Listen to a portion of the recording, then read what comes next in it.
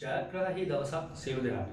ඉතින් වෙනද වගේම අදත් ඔයාලා එකතු වෙලා ඉන්නේ Vision Edu ශ්‍රී ලංකා අපේ YouTube channel එකත් එක්ක. ඔයාලා බලන්න වැඩි අද අපි මොනවද ඔයාලට කියලා දෙන්නේ කියලා. අපි කලින් වීඩියෝ මාලාවන් තුල අපොස උසස් පෙළ රසායන විද්‍යාවේ 14 වන පාඩම ආරම්භ කළා. එහිදී රසායනික කර්මාන්තයක මූලික ලක්ෂණ ගැන, ඒ වගේමයි සෝඩියම් නිස්සාරණය ගැන, ලුණු නිස්සාරණය ගැන කියලා දුන්නා. අද මේ වීඩියෝ තුලින් මම ඔයගලන්ට කියලා දෙනවා කොහොමද සෝඩියම් හයිඩ්‍රොක්සයිඩ් නිෂ්පාදනය කරන්න කියලා. සෝඩියම් හයිඩ්‍රොක්සයිඩ් වලට තවත් නමක් කියනවා කෝස්ටික් සෝඩා. එහෙනම් අපි බලමු නිවැරදිව කොහොමද කාර්මිකව කෝස්ටික් සෝඩා නිෂ්පාදනය කරන්න කියලා.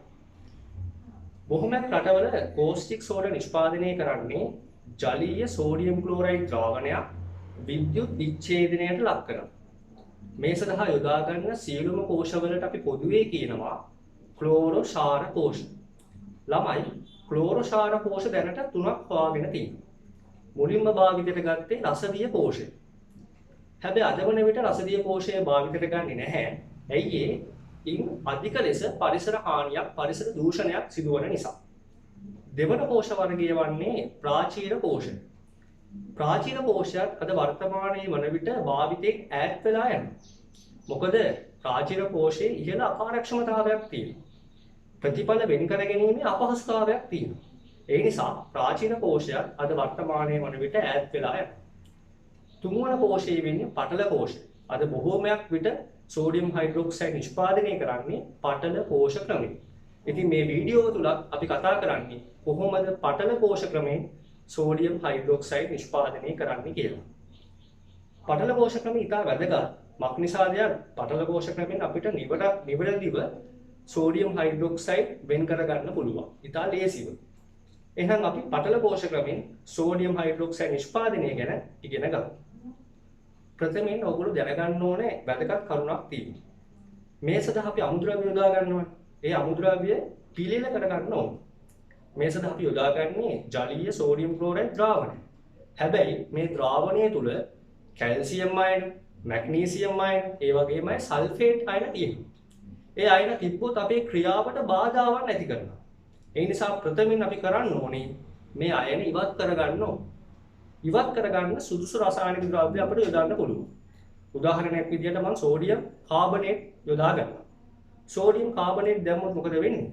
ද්‍රාවණයේ තිබිච්ච කැල්සියම් අයන කැල්සියම් කාබනේට් විදිහට අවක්ෂේප වෙලා කැල්සියම් අයන ඉවත් වෙලා යනවා. අපි සෝඩියම් හයිඩ්‍රොක්සයිඩ් එකතු කරමු. මොකද වෙන්නේ? ද්‍රාවණයේ තිබිච්ච මැග්නීසියම් අයන මැග්නීසියම් හයිඩ්‍රොක්සයිඩ් විදිහට අවක්ෂේප වෙලා ඉවත් වෙලා යනවා. අපි බේරියම් ක්ලෝරේට් දැම්මොත් මොකද වෙන්නේ? ද්‍රාවණයේ කලින් තිබිච්ච සල්ෆේට් අයන බේරියම් සල්ෆේට් විදිහට අවක්ෂේප වෙලා ද්‍රාවණයෙන් ඉවත් වෙලා යනවා.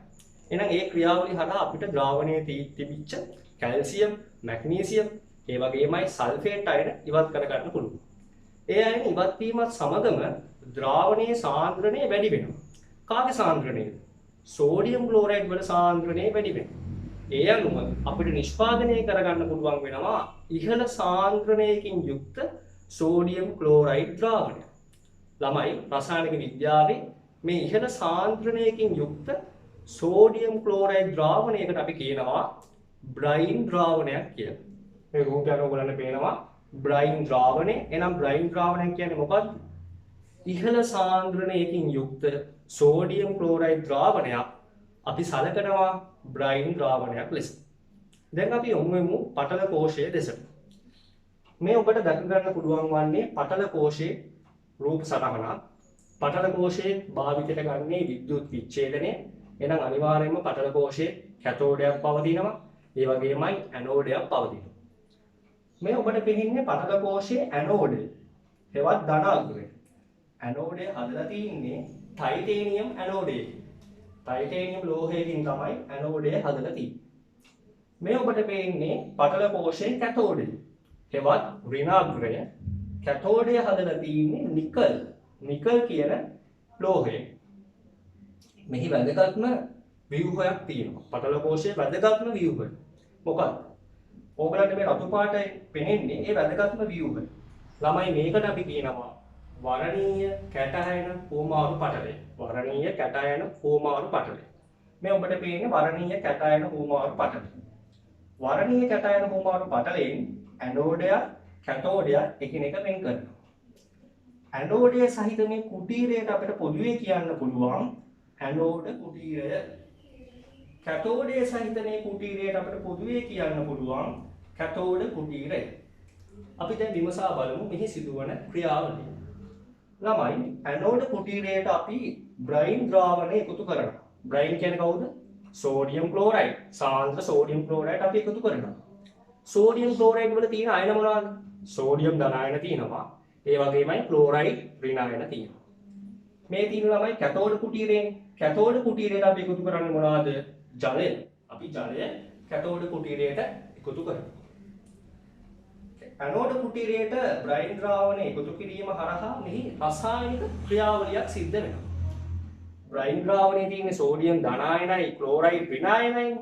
මේ ක්ලෝරයිඩ් ඍණ අයන ඇනෝඩයේ දෙසට ආකර්ෂණය වෙලා ඒවා ඔක්සිකරණය වෙනවා. ඉලෙක්ට්‍රෝන පිට කරනවා. ක්ලෝරයිඩ් ඍණ අයන ක්ලෝරින් වායුව බවට ඔක්සිකරණය වීම සිද්ධ වෙනවා. ඒ අනුව මේ බලන්න මේ රූප සටහන. ඇනෝඩ කුටීරයෙන් ක්ලෝරින් වායුව පිට වෙනවා. එහෙනම් කවුරුත් ප්‍රශ්නයක් අහුවොත් පටල කෝෂ ක්‍රමයේ ඇනෝඩීය ප්‍රතික්‍රියාවේදී පිටවන ඵලය කුමක්ද? පිට වෙන්නේ කවුද? ක්ලෝරින් වායුව. කැතෝඩ කුටීරයට අපි අවධානය යොමු කරොත් කැතෝඩ කුටීරයට අපි ජලය එකතු කරා. මෙහිදී සිද්ධ වෙන්නේ ජලය කැතෝඩය තුල ඉලෙක්ට්‍රෝන ලබාගෙන ඔක්සිහරණය වෙනවා. එසේ ඔක්සිහරණය වීමේදී හයිඩ්‍රජන් වායුව සෑදෙනවා. ඔයගලන්ට පේනවා කැතෝඩ කුටීරයෙන් හයිඩ්‍රජන් වායුව පිට වෙලා තියෙනවා. හැබැයි මෙහි තවත් එක්තරා වැදගත් කරුණක් තියෙනවා. ළමයි දැන් හයිඩ්‍රජන් වායුව හැදෙනවා. ඒ විතරක් නෙමෙයි හයිඩ්‍රොක්සයිඩ් අයනත් මේ හරහා නිර්මාණය වෙනවා. එහෙනම් කැතෝඩ කුටීරය තුල ප්‍රධාන වශයෙන් හයිඩ්‍රොක්සයිඩ් අයන ඇතිවීමද සිද්ධ වෙනවා. ඒ කොහොමද හයිඩ්‍රොක්සයිඩ් අයන ඇති වෙන්නේ? ජලය කැතෝඩයේ දෙසට පැමිණලා ජලය ඔක්සිහරණය වෙනවනේ. ඔක්සිහරණය වීමේදී අලුතෙන් ඵල දෙකක් හට ගන්නවා. එක ඵලයක් තමයි හයිඩ්‍රජන් වායුව. ඒ හයිඩ්‍රජන් වායුව කැතෝඩීය වායුවක් විදියට පිට වෙලා යනවා. අනිත් ඵලය තමයි ළමයි හයිඩ්‍රොක්සයිඩ් අයන. ඔයගොල්ලන්ට තේරෙනවා. එහෙනම් දිගින් දිගටම කැතෝඩය තුල ජලය ඔක්සිහරණය වෙද්දී මොකද වෙන්නේ? ද්‍රාවණය තුල හයිඩ්‍රොක්සයිඩ් අයන එන්න නිර්මාණය වීම සිද්ධ වෙනවා. පොඩ්ඩක් ඇනෝඩයේ දෙසට අපි යමු. ඇනෝඩයේදී ඇනෝඩ කුටීරයේදී මොකද වෙන්නේ? ද්‍රාවණයේ තියෙන ක්ලෝරයිඩ් අයන ඔක්සිකරණය වෙලා ක්ලෝරින් වායුව සාදලා පිට වෙනවා. එතකොට ද්‍රාවණයේ තියෙන ක්ලෝරයිඩ් අයන අඩු වෙනවා. ක්ලෝරයිඩ් අයන අඩු වුණාට ද්‍රාවණයේ තියෙන සෝඩියම් ධන අයන අඩු වෙන්නේ නැහැ. ද්‍රාවණයේ සෝඩියම් ධන අයන එලෙසම පවතිනවා. එහෙනම් ළමයි ක්ලෝරින් වායුව සෑදීම හරහා ද්‍රාවණයේ සෝඩියම් ධන අයන එලෙසම ඉතුරු වෙනවා. දැන් මෙහි ලස්සන ක්‍රියාවලියක් සිද්ධ වෙනවා. කැතෝඩය තුල ජලය ඔක්සිහරණය වෙද්දී මේ කැතෝඩ කුටීරය තුල හයිඩ්‍රොක්සයිඩ් අයන OH- අයන සෑදෙනවා. ඇනෝඩ කුටීරයේදී ක්ලෝරින් වායුව පිටවීම හරහා ද්‍රාවණය තුල සෝඩියම් ධන අයන එකතු වෙනවා. මෙහි ප්‍රතිඵලයක් විදියට ඇනෝඩ කුටීරය ධන ලෙස ආරෝපණය වෙනවා. ඇයි? ධන අයන නැති ඒ නිසා ඇනෝඩ කුටීරය ධන ලෙස ආරෝපණය වෙනවා. ඊට සමගාමීව කැතෝඩ කුටීරය ඍණ ලෙස ආරෝපණය වෙනවා. ඇයි? කැතෝඩ කුටීරේ දැන් තියෙන හයිඩ්‍රොක්සයිඩ් අයනේ. හයිඩ්‍රොක්සයිඩ් කියන්නේ ඍණ ආරෝපණය. ඒ නිසා කැතෝඩ කුටීරය ඍණ ලෙස ආරෝපණය වෙනවා. මම වැදගත්ම කරුණක් දැන් මෙහිදී කියනවා.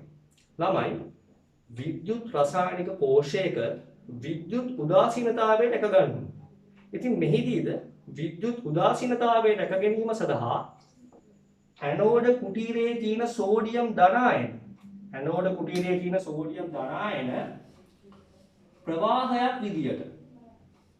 ප්‍රවාහයක් විදියට ඇනෝඩ කුටීරයේ ඉඳන් මේ ඇනෝඩ කුටීරයේ ඉඳන් කැතෝඩ කුටීරයේ තුලට වර්ණීය කැටායන හුවමාරු පටලය හරහා ගමන් කිරීම සිද්ධ වෙනවා. ආරම්භයේදී ඇනෝඩ කුටීරය ධන වුණා. කැතෝඩ කුටීරය ඍණ වුණා. නමුත් විද්‍යුත් උදාසීනතාවය දැක ගැනීම සඳහා ඇනෝඩ කුටීරයේ තියෙන සෝඩියම් ධන අයන ප්‍රවාහයක් විදියට කැතෝඩ කුටීරයට ගමන් කිරීම සිද්ධ වෙනවා.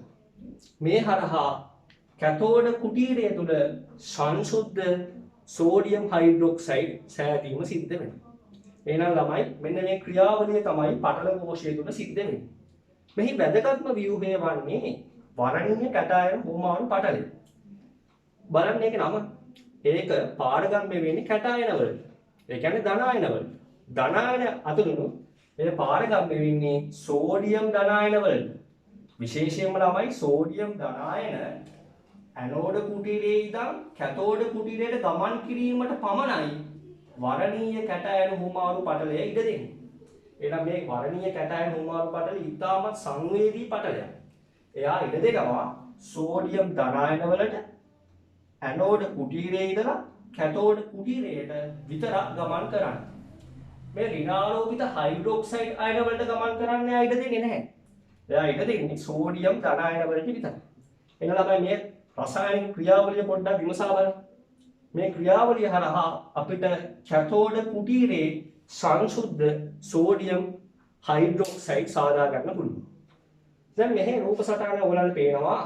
දැන් මේ සාන්ද්‍ර සෝඩියම් හයිඩ්‍රොක්සයිඩ් ඉවතට ගන්න.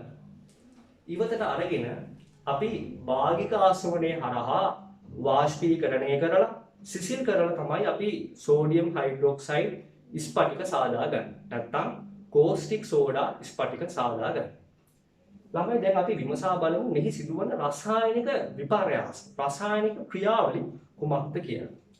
මෙහි මූලික වශයෙන් ඔයගලන්ට මතක ඇති මම ඔයගලන්ට කියලා දුන්නා මෙහි කැතෝඩීය ක්‍රියාවක් සිද්ධ වෙනවා සහ ඇනෝඩීය ක්‍රියාවක් සිද්ධ වෙනවා. කැතෝඩය තුල හැම විටම සිදුවන්නේ ඔක්සිහරණයක්. ඉලෙක්ට්‍රෝන තමා දෙසට ලබා ගැනීම. ඔක්සිකරණාංකය අඩුවීම. ඇනෝඩය තුල සෑම විටම සිදුවන්නේ ඔක්සිකරණයක්.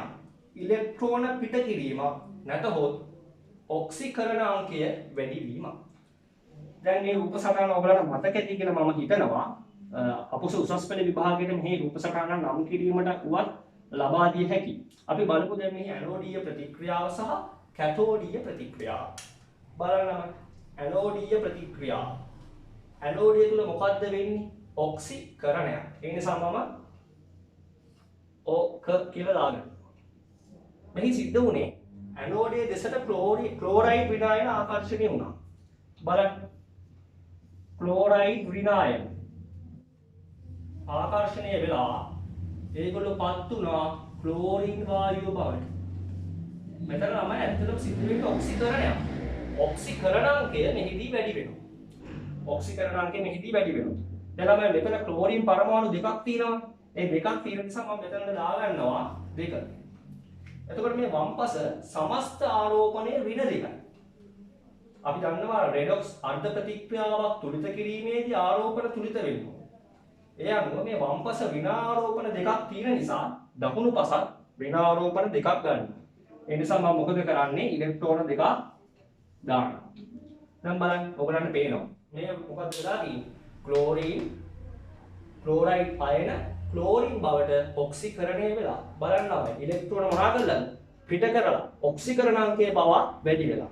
ඔක්සිකරණාංකය පොඩ්ඩක් විමසා බලුවොත් යාගේ ඔක්සිකරණාංකය පිට දෙක. යාගේ ඔක්සිකරණාංකයේ බිඳුව ඔක්සිකරණාංකය මොනවා වෙනවද? අනිවාර්යෙන් වැඩි වෙනවා. ඔය ඇනෝඩීය ප්‍රතික්‍රියාව. අපි බලමු දැන් කැතෝඩීය ප්‍රතික්‍රියාව. මට හැමෝම කියන්නේ කැතෝඩිය තුල මොකක්ද සිද්ධ වෙන්නේ?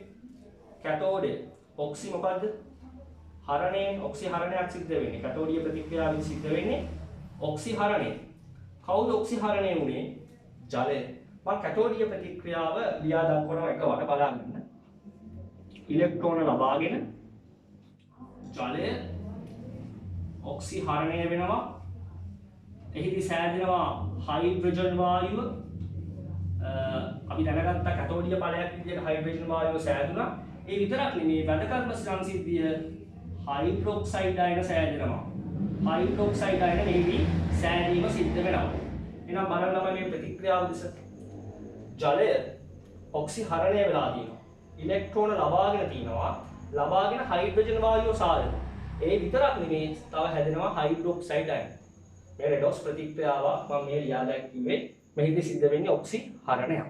එහෙනම් මම රසායනිකවත් ප්‍රතික්‍රියා දෙක ලියලා පෙන්නනවා. ක්ලෝරයිඩ් අයන ක්ලෝරින් බවට ඔක්සිකරණය වෙනවා. ඉලෙක්ට්‍රෝන පිට කරනවා ඔක්සිකරණ අංකය වැඩි වුණා. ඇනෝඩීය ප්‍රතික්‍රියාව ඔක කියන්නේ මොකක්ද? ඔක්සිකරණ. ඊළඟට මම කැතෝඩීය ප්‍රතික්‍රියාව ඔයගොල්ලන් ලියා දැක්කුවා. ජලය තමයි මෙහිදී මොනවා වෙන්නේ? ඔක්සිහරණය වෙනවා. අපි බලමු මේක හරිද කියලා. මෙතන හයිඩ්‍රජන් පරමාණු කීයද? 4ක් තියෙනවා. මෙතන 2යි. මෙතන 2යි ඔක්කොම 4යි. මෙතන ඍණාරෝපණ 2යි. මෙතන ඍණාරෝපණ 2යි. හයිඩ්‍රොක්සයිඩ් ඍණාරෝපණ 2යි. මෙතන ඔක්සිජන් පරමාණු 2යි. මෙතනත් ඔක්සිජන් පරමාණු 2යි. සමීකරණය තුලිතයි. හරි. දැන් එහෙනම් ඔයගොල්ලෝ ඇනෝඩීය ප්‍රතික්‍රියාවක් දන්නවා, කැතෝඩීය ප්‍රතික්‍රියාවක් දන්නවා. සෝඩියම් හයිඩ්‍රොක්සයිඩ් නිෂ්පාදනයේ සිදුවන මූලධර්මයන් ඔයගොල්ලෝ පටල කෝෂ ක්‍රමයෙන් දන්නවා. අපි දැන් යමු සෝඩියම් හයිඩ්‍රොක්සයිඩ් වල ප්‍රයෝජන ටිකක් කතා කරමු. මොනවාද ප්‍රයෝජන? දැන් ගොඩක් ළමයි නේ ළමයි එකපාර කියන්නේ රසායනික විද්‍යාගාරවල සෝඩියම් හයිඩ්‍රොක්සයිඩ් ප්‍රබල භස්මයක් විදියට යොදා ගන්නවා. ඒක හරි. අපි තව පොඩ්ඩක් විමසා බලමු. සෝඩියම් හයිඩ්‍රොක්සයිඩ් ගේ තව ප්‍රයෝජන ගණනාවක් තියෙනවා. විශේෂයෙන්ම sodium hydroxide, sulphur dioxide, carbon dioxide වගේ ආම්ලික වායු අවශෝෂණය කිරීම සඳහා සෝඩියම් හයිඩ්‍රොක්සයිඩ් යොදා ගන්නවා. ඒ විතරක් නෙමෙයි. ඔයගොල්ලෝ ගෙදර ගහන්න මොනවද? සබන් අන්න හරි. සබන් නිෂ්පාදනය සඳහා සෝඩියම් හයිඩ්‍රොක්සයිඩ් වැදගත්. අපේ ඊළඟ කර්මාන්තේ සබන් හදන විදිහ අපි ඊළඟට අපි කියලා දෙනවා. සබන් හදන්න සෝඩියම් හයිඩ්‍රොක්සයිඩ් ඕනේ. තීන්ත නිෂ්පාදනය කරන්න කඩදාසි කර්මාන්තයට මෙන්න මේ කියන්නා වූ කර්මාන්ත සඳහා සෝඩියම් හයිඩ්‍රොක්සයිඩ් වැදගත් වෙනවා. දැන් මෙහි අතුරුඵල දෙකක් හැදුණා. ප්‍රධාන ඵලය තමයි ළමයි සෝඩියම් හයිඩ්‍රොක්සයිඩ්. අතුරුඵල දෙකයි. මතකද? එකක් ක්ලෝරින් වායුව, අනිත් එක හයිඩ්‍රජන් වායුව. අපි ක්ලෝරින් වායුවේ ප්‍රයෝජන ටිකක් කතා කරොත් ක්ලෝරින් ඍජුවම හරි සංයෝජිත ආකාරයකට හරි රෙදිපිලි කඩදාසි ආදිය විරංජනය කරන්න යොදා ගන්නවා. ඒ වගේමයි ඔයගොල්ලෝ දන්නවා පානීය ජලය පිරිසුදු කරන්න ක්ලෝරින් වායුව යොදා ගන්නවා. PVC පොලි වයනයිල් ක්ලෝරයිඩ් වල බහුඅවයවික නිෂ්පාදනය සඳහා ක්ලෝරින් වායුව වැදගත්. එක්සත් රාජධානියේ තනුක හයිඩ්‍රොක්ලෝරික් අම්ලය HCl අම්ලය නිෂ්පාදනය කිරීම සඳහා ක්ලෝරින් වායුව වැදගත් වෙනවා. ඒ ක්ලෝරින් වල භාවිතය අපි විමසා බලමු හයිඩ්‍රජන් වල භාවිතය. හයිඩ්‍රජන් කියන්නේ ළමයි පරිසරයේ හිතකාමී ඉන්ධනයක්. එතකොට හයිඩ්‍රජන් ඉන්ධනයක් විදිහට යොදා ගන්නවා. ඒ වගේමයි හයිඩ්‍රජන්ගේ තව වැදගත්කම් ගැන කතා කරොත් හයිඩ්‍රජන් මාර්ජන නිෂ්පාදනය සඳහා හයිඩ්‍රජන් වැදගත් වෙනවා. ඒ වගේමයි හයිඩ්‍රජන් ලෝහ ඔක්සිහාරකයක් විදිහට හයිඩ්‍රජන් යොදා ගන්නවා. ඕක තමයි හයිඩ්‍රජන් වල භාවිතය.